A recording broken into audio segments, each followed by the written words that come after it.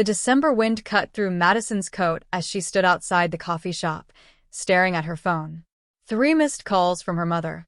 7 text messages in the family group chat, all asking the same question. Was she bringing someone home for Christmas this year? Madison typed and deleted her response 4 times before giving up. How could she explain that after 3 years of being single, her family's well-meaning concern had become suffocating? That every holiday gathering had turned into an interrogation about her love life? That her cousin's engagement announcement last month had prompted her mother to not so subtly suggest dating apps at Sunday dinner? She shoved her phone into her pocket and pushed open the coffee shop door. The warm air and smell of cinnamon immediately wrapped around her. She needed caffeine before facing the mountain of work waiting at her desk. Madison? She turned to find Riley chin-waving from a corner table, laptop open, papers scattered everywhere. Riley worked in the marketing department at Madison's company, though they'd only spoken a handful of times at company events. Riley, hey. Madison approached the table, grateful for the distraction. Working remotely today? Trying to finish this campaign proposal before the holiday break. Riley gestured to the chaos. What about you? You look stressed. Madison laughed, a sound with no humor in it. Is it that obvious? Well, you did just put sugar in your coffee instead of ordering it. Madison looked down at the empty cup in her hands, then at the sugar packets on the counter. She hadn't even ordered yet. I'm losing my mind. Family stuff? Riley asked, and something in their expression, understanding, maybe sympathy, made Madison sink into the opposite chair. My family is obsessed with the fact that I'm single, Madison said.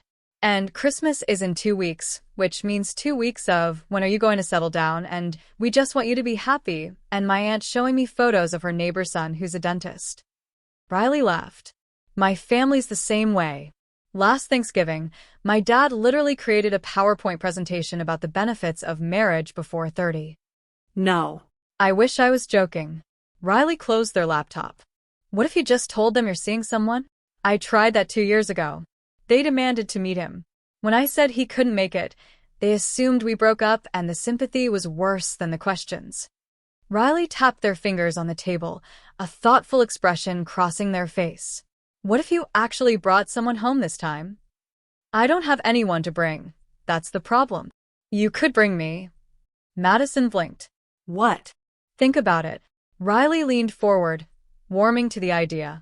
I need an excuse to skip my family's holiday party on the 27th anyway. My ex is going to be there with their new partner, and I'd rather eat glass than sit through that. We could help each other out. I'll be your girlfriend for the holidays. You help me avoid my nightmare situation. That's insane. Is it? Riley pulled out their phone and opened the calendar. Look, I'm free from the 23rd through the 28th. Where does your family live? Vermont. A small town called Maplewood. But Riley, I love Vermont.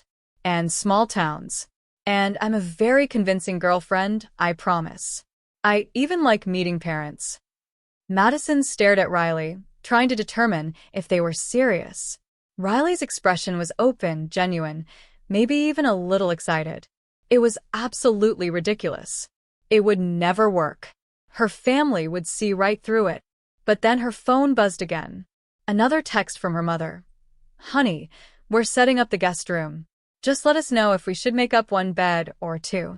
1 week, Madison heard herself say. Just through Christmas. Riley's face lit up. Perfect. We should probably exchange information. Favorite foods, important life details, how we met. We met at work. Too boring. We met at work but really connected at that terrible company mixer in October. I spilled wine on you. You laughed instead of getting angry, and we've been inseparable ever since. You're very good at this. I may have thought about fake dating scenarios before, Riley admitted. Come on, finish your coffee, that you still haven't ordered, by the way, and let's grab lunch. If we're going to pull this off, we need to know everything about each other. The next 2 weeks passed in a blur of text messages, lunch meetings, and after-work coffee sessions. Madison learned that Riley grew up in Boston, had a younger brother in medical school, loved old movies and hiking, and had a cat named Miso. Riley learned that Madison was a middle child with two sisters, played piano until high school, and had a complicated relationship with her hometown. They also learned each other's mannerisms, the way Riley tilted their head when listening carefully, how Madison twisted her ring when nervous. They practiced casual touches, a hand on the shoulder, fingers brushing during coffee handoffs, until the gestures felt almost natural. "Remember," Riley said as they loaded suitcases into Madison's car on the morning of the 23rd, "we've been dating for 2 months.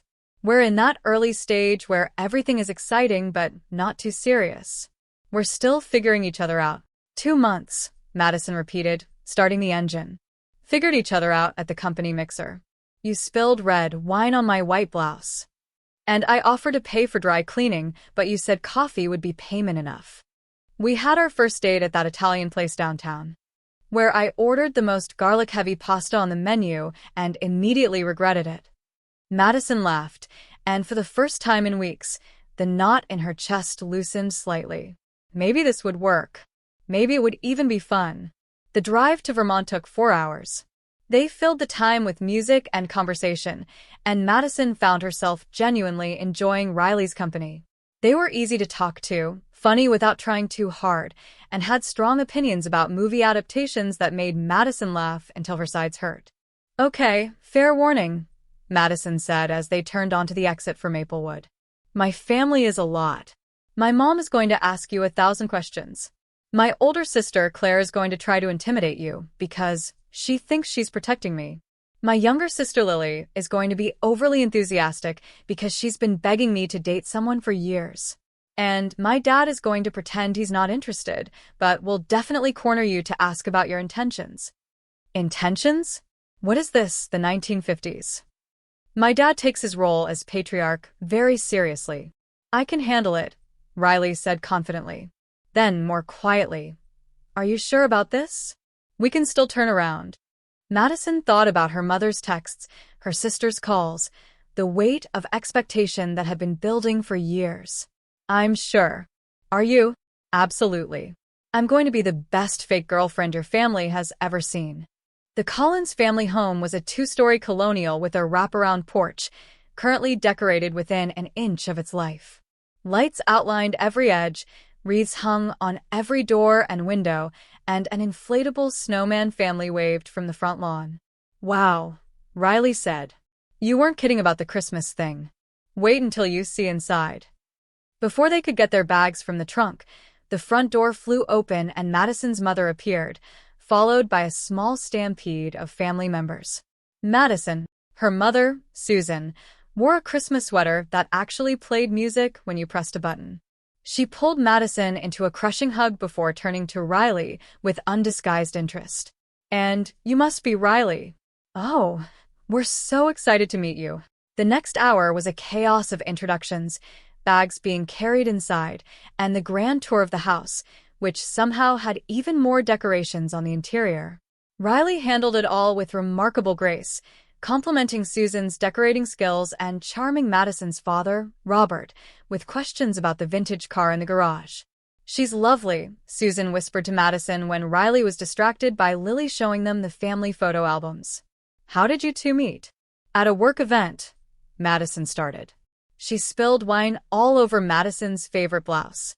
Lily interrupted, having clearly been eavesdropping. And Madison thought it was funny instead of getting mad. "Isn't that romantic?" Susan clasped her hands together. "Oh, that's wonderful. You know, I've always said you can tell a lot about a person by how they handle small disasters." Madison caught Riley's eye across the room. Riley winked, and Madison felt an unexpected flutter in her chest. "It's just the act," she told herself. Riley was playing their part well. That was all. That night, lying in Madison's childhood bedroom, thankfully with 2 twin beds, as Madison had insisted despite her mother's raised eyebrows, Riley turned toward her in the darkness. "Your family is nice," Riley said softly. "Overwhelming, but nice." "Thanks for doing this," Madison replied. "I know it's weird." "It's not weird. It's actually kind of fun. Like being in a rom-com." "Let's hope it doesn't end with one of us running through an airport." Riley laughed. "Get some sleep." I have a feeling tomorrow is going to be intense. They weren't wrong. Christmas Eve dawned cold and bright. Susan had planned a full day of activities: morning baking, afternoon ice skating at the town pond, and evening church service followed by dinner. Madison had forgotten how exhausting her family's holiday traditions could be. The baking session was chaotic.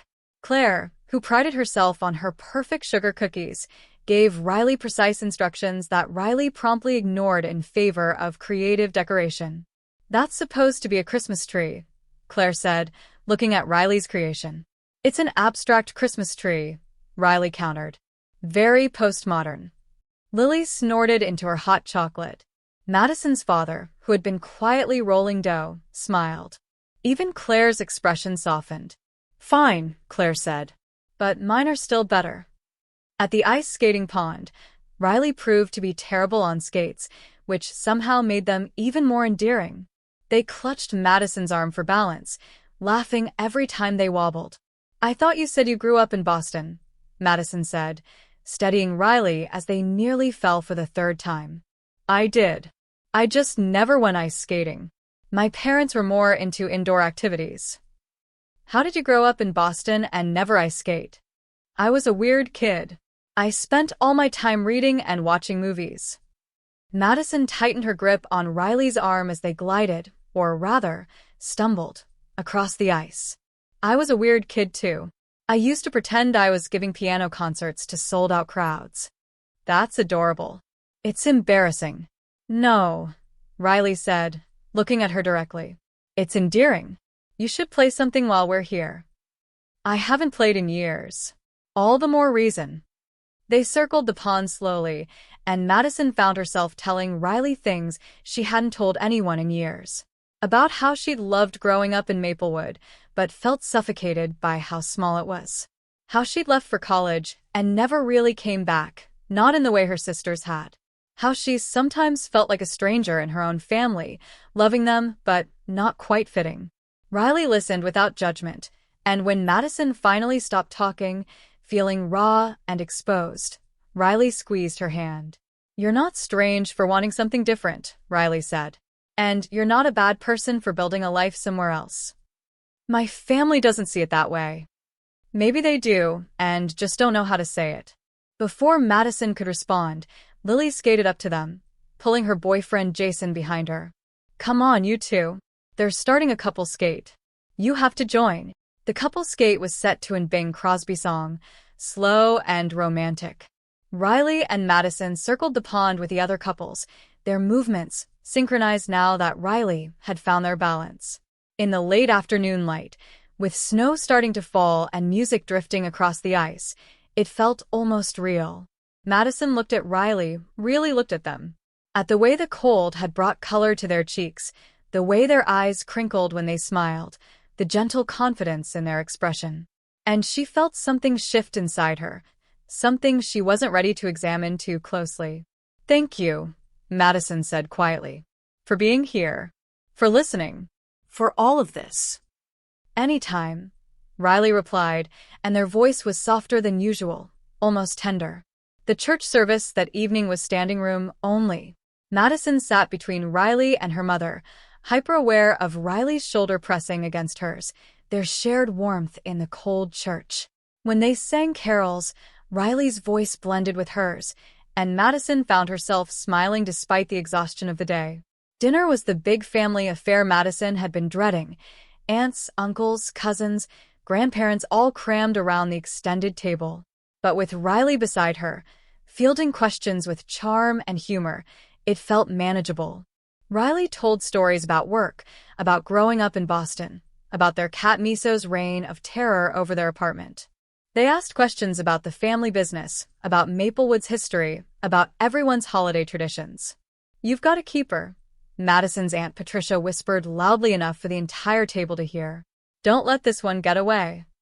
Madison felt her face heat, but Riley just smiled and reached for her hand under the table, giving it a reassuring squeeze.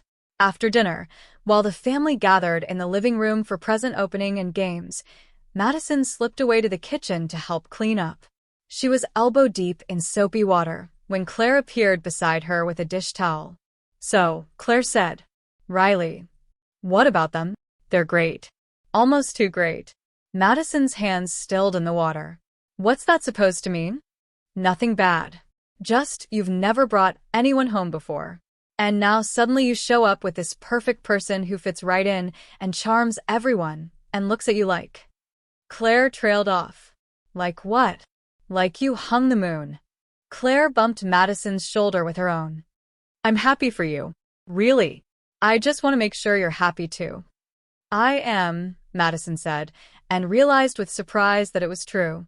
She had been dreading this trip for months, but with Riley here, she was actually enjoying herself. Riley makes me happy. Good. That's all that matters. They finished the dishes in comfortable silence, and when they returned to the living room, Riley was on the floor with Madison's younger cousins, helping them set up an elaborate train track. The sight made something warm bloom in Madison's chest. Later, as the party wound down and family members started heading home or to bed, Madison and Riley finally retreated to her childhood bedroom. They changed in awkward silence, suddenly aware that they'd been touching and holding hands all day and now were alone in a space with no audience. That went well, Riley said, climbing into their twin bed. I think your family likes me. They love you, Madison corrected. You are perfect. Not perfect. Your cousin asked about my 5-year plan, and I panicked and said cats. Just cats. Like that's a life goal. Madison laughed, the tension breaking. That's amazing. Your family is really special, Madison. I can see why you miss them, even if it's complicated. Madison turned on her side to face Riley across the gap between the beds. In the dim light from the window, Riley's expression was thoughtful. Can I ask you something? Madison said. Why did you really agree to this? You said something about your ex, but this seems like a lot of effort just to avoid a party. Riley was quiet for a moment. My ex and I broke up 6 months ago, they finally said. It was my fault. I was so focused on work, on building my career, that I forgot to actually be present in the relationship. By the time I realized what I was losing, it was too late. And now there was someone else, someone who probably gives them all the attention I didn't. I'm sorry. Don't be. I learned from it. And when you mentioned needing a fake girlfriend, I thought, maybe I could practice being a better partner. Even if it's pretend. Riley laughed softly. That sounds ridiculous, doesn't it? No, Madison said. It doesn't. What about you? Why are you really single? Because it's not for lack of options. I've seen the way people look at you at work. Madison pulled the blanket up to her chin. I guess I've been scared. My last relationship ended badly. They wanted me to be someone I wasn't, more social, more spontaneous, less focused on work. And when I couldn't be that person, they left. After that, it seemed easier to just not try. That's their loss, Riley said firmly. You're amazing exactly as you are. You barely know me. I know enough. I know you're kind to strangers and patient with your family even when they drive you crazy. I know you're brilliant at work and modest about it. I know you cry during animated movies and pretend you're not. I know. Okay, Madison interrupted, laughing to hide how affected she was. You're going to give me a big head. Good. You deserve one. They fell silent, and Madison listened to the old house settling around them, the distant sound of her parents locking up downstairs, the whisper of snow against the window. She thought about the day, about Riley's hand in hers on the ice, about the easy way they fit into her family, about how much she'd laughed. Riley, she said softly. Yeah, I'm glad you're here. Me too. Christmas morning arrived with Lily bursting into the room at 7 a.m., demanding they come downstairs immediately for presents. Madison threw a pillow at her, but Riley was already up, looking annoyingly cheerful for someone who had just been awakened at an ungodly hour. Come on, Riley said, pulling on a sweater. I want to see what Santa brought. We're adults. Santa doesn't visit adults. That's what someone on the naughty list would say. Downstairs was chaos. Wrapping paper flew, coffee flowed, and Christmas music played at a volume that should have been illegal before 8 a.m. Riley fit seamlessly into the madness, helping Madison's grandmother open packages and laughing at her father's terrible jokes. When it came time to exchange gifts, Madison handed Riley a small wrapped box. "I know we said no gifts, but I saw this and thought of you." Riley opened it carefully. Inside was a delicate silver bookmark engraved with a quote, "A reader lives 1,000 lives before he dies." "Madison," Riley breathed. "This is beautiful. You mentioned you love reading, and I remembered you said your old bookmark broke." "It's not much." Riley leaned over and hugged her tightly. "It's perfect. Thank you." When they pulled apart, Madison noticed her mother watching them with a soft, knowing smile that made her nervous. Riley pulled out their own gift for Madison, a vinyl record. "I did some detective work with Lily. She said this was your favorite album in high school, but you lost her copy." Madison stared at the record, obscure indie album she'd played endlessly at 16, and felt tears prick her eyes. "How did you even find this? It's been out of print for years." "I have my sources. And before you ask, yes, I enjoyed the hunt. Lily helped." Madison launched herself at Riley without thinking, wrapping her arms around them. "Thank you," she whispered. "This means more than you know." Over Riley's shoulder, she saw her entire family watching them with varying expressions of delight and satisfaction. They'd completely bought the fake relationship. Which was good, Madison told herself. That was the plan. So why did it make her stomach twist with guilt? The afternoon was quieter. Some family members left to visit other relatives, and Madison's parents retreated to their room for a nap. Madison found Riley on the back porch, wrapped in a blanket and staring at the snow-covered yard. "Mind if I join you?" Madison asked. "Please." They sat in comfortable silence for a while, watching the afternoon light fade. Finally, Madison spoke. "What you said last night about your ex, do you still love them?" Riley considered the question. "I think I love who we were together. But I'm not in love with them anymore, if that makes sense." "I've moved on." "Or I'm trying to." "Is that why you're here? Trying to move on?" "Partly." "But also because I like you, Madison. As a person, as a friend. This week hasn't felt like an obligation. It's felt like something I wanted to do." Madison's heart was beating too fast. "Riley." "Don't worry." Riley interrupted gently. "I know this is temporary. I know it's pretend. I'm not going to make it weird or complicated. After tomorrow, we'll go back to our normal lives, and this will just be a story we tell at work parties." "Right," Madison said.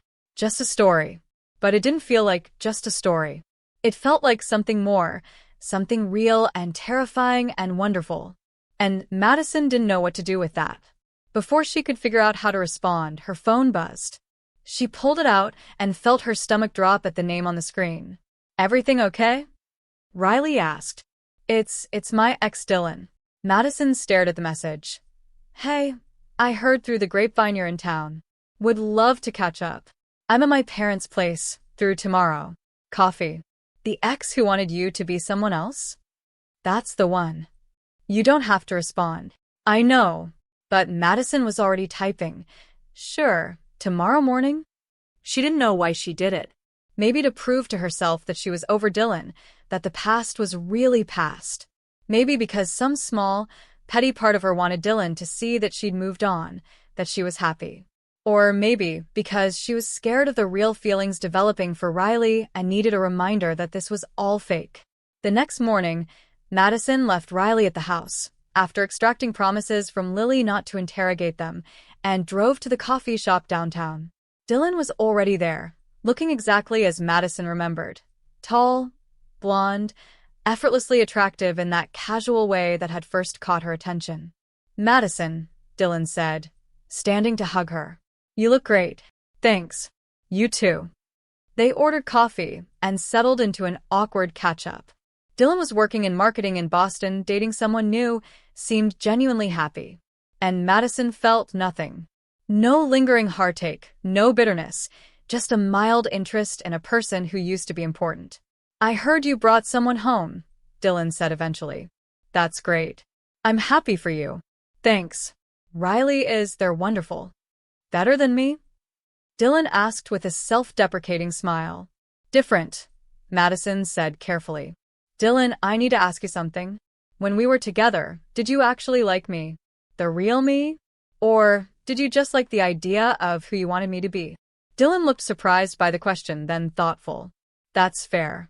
I think I loved you, but I also wanted to shape you into my perfect partner. Which isn't love, is it? It's selfish. At least you can admit it. I've had time to think about it. And therapy. Dylan smiled ruefully. I'm sorry, Madison. For trying to change you. For making you feel like you weren't enough exactly as you were. Thank you for saying that. They talked a while longer, and by the time Madison left, she felt lighter. Closure, she realized. That's what this was. The ability to look at her past without pain or regret, just acceptance. She drove back to the house, ready to find Riley and maybe, possibly, have a conversation about what had been building between them all week. But when she walked in the door, her mother was waiting with an expression Madison couldn't quite read. Madison, honey, we need to talk. Madison's stomach dropped. About what? About you and Riley. Madison followed her mother into the kitchen, dread pooling in her stomach. This was it.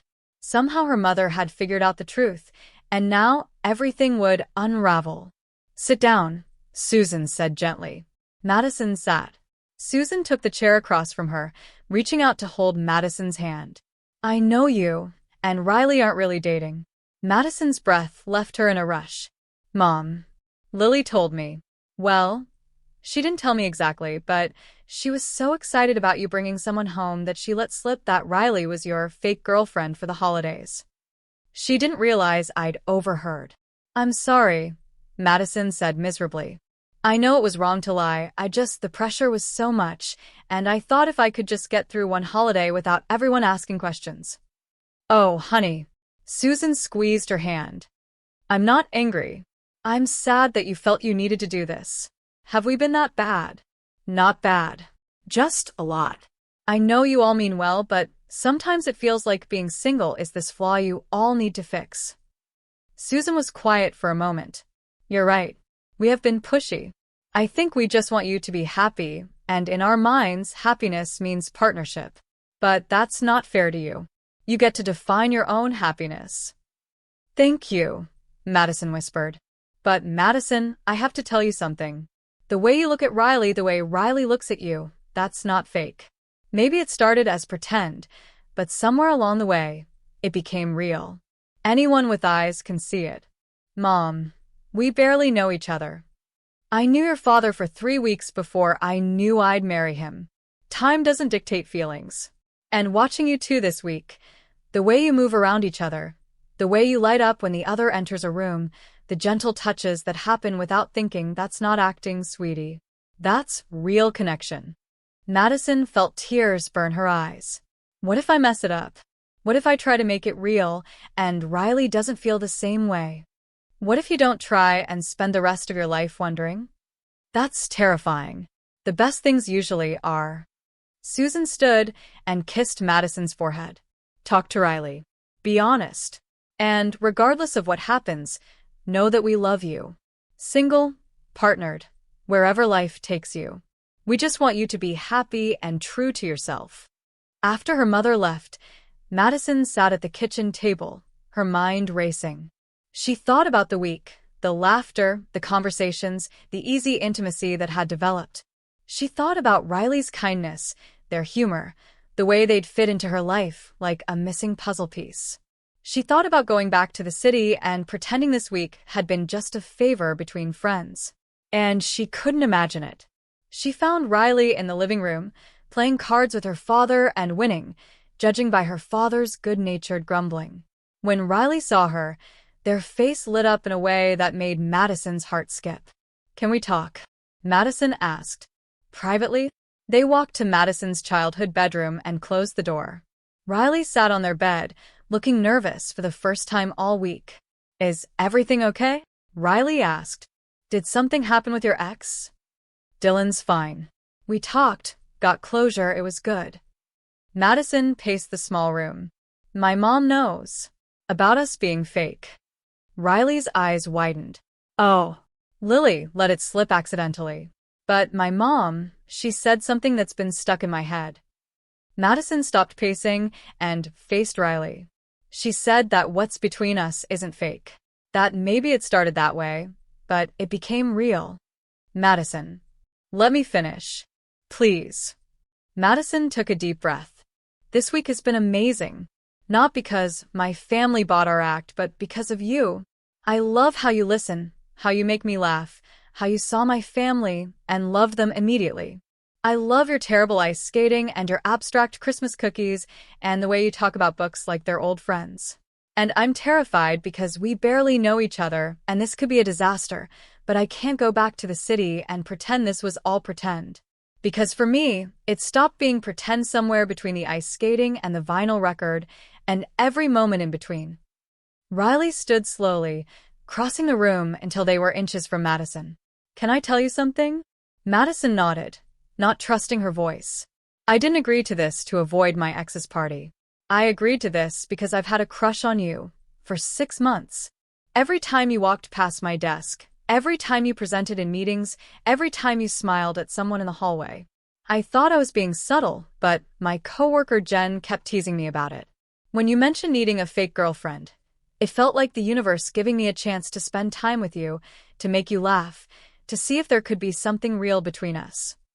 6 months. Madison breathed. 6 months. And this week hasn't been acting for me, Madison.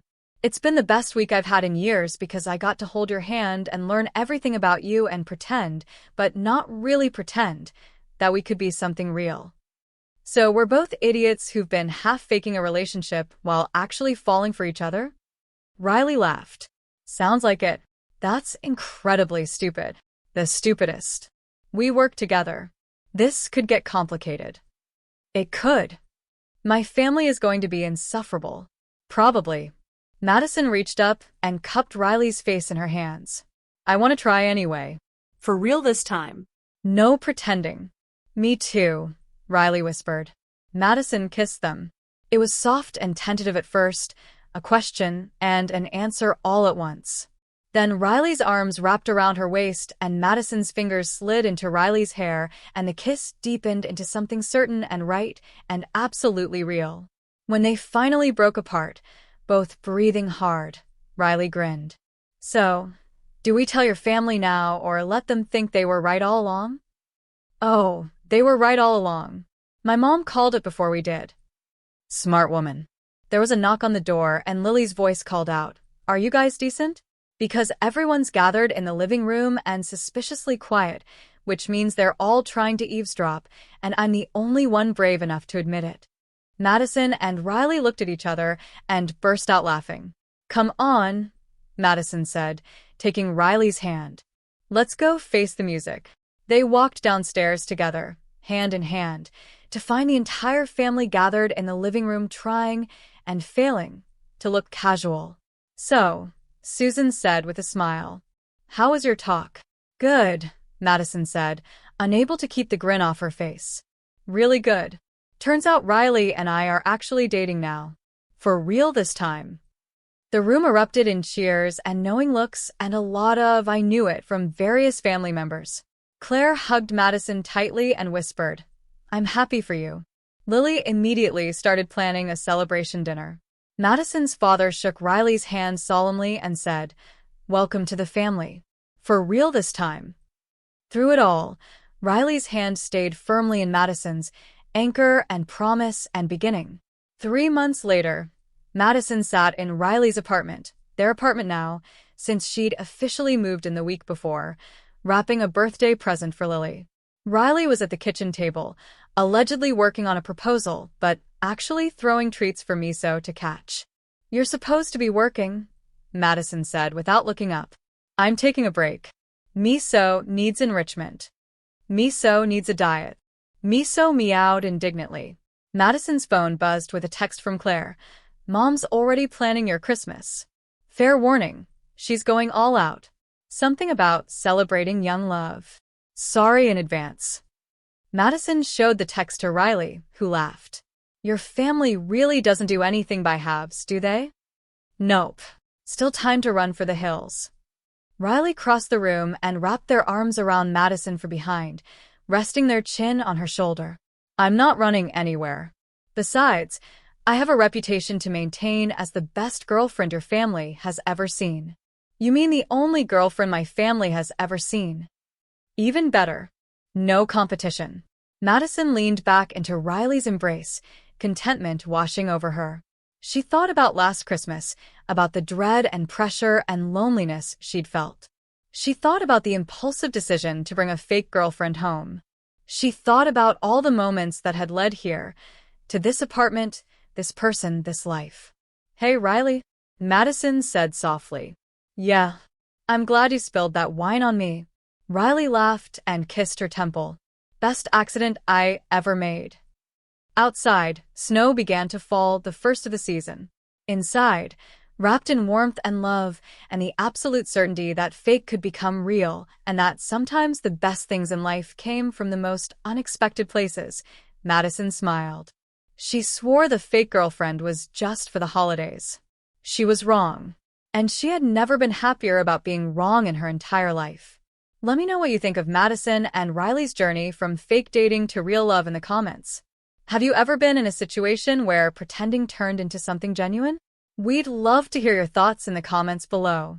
If you enjoyed this story, please give us a thumbs up and subscribe to our channel for more heartwarming tales of love, second chances, and unexpected beginnings. Hit that notification bell so you never miss a new story. Thank you so much for listening, and we'll see you in the next one.